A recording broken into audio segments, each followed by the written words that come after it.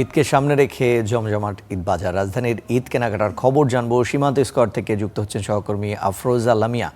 লামিয়া, ঈদকে সামনে রেখে কেমন জমজমাট দেখছেন বাজার? ক্রেতা বিক্রেতারা কি বলছেন? রিশান, আপনাকে অনেক ধন্যবাদ। আমরা এখন বর্তমানে ধানমন্ডি সীমান্ত স্কয়ারে আছি।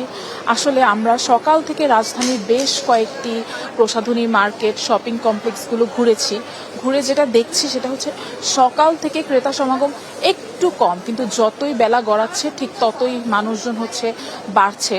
আর যতই বেলা গড়াচ্ছে মানুষজন বাড়ছে, বিক্রেতারাও বলছে যে দুপুরের পর থেকে আসলে ব্যবসাটা জমজমাট হয়ে ওঠে। আর ক্রেতারা বিভিন্ন জায়গা থেকে, আজ 14 রমজান, সারা বছরই আমাদের প্রসাধনী সামগ্রীর একটা চাহিদা, আপনি জেনে থাকবেন, চাহিদা থাকে। কিন্তু ঈদ ঘিরে বা কোনো উৎসব অনুষ্ঠান ঘিরে সবাই চায় যে নিজেদের পরিচর্যায় একটু বাড়তি আয়োজন অ্যাড করার জন্য।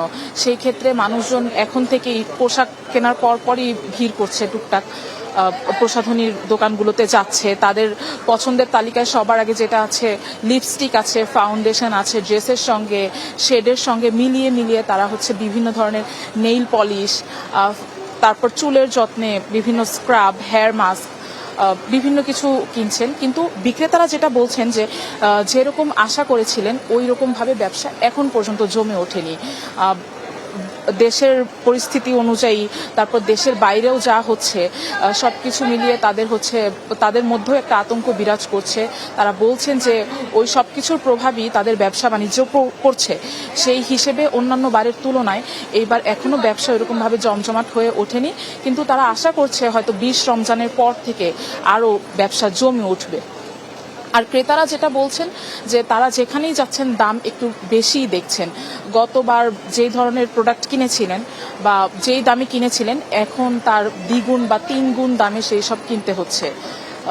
আর অনেকেই দাম বাড়তিও বলছেন। অনেক প্রোডাক্টের চাহিদা, প্রোডাক্টের তুলনায় অনেক বিক্রেতারাই দাম বেশি বলছেন।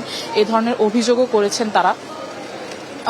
কিন্তু এই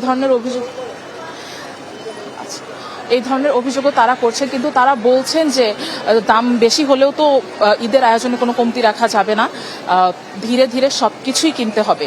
তো এই ছিল রাজধানীর মার্কেট থেকে সবশেষ তথ্য। ধন্যবাদ লামিয়া আপনাকে।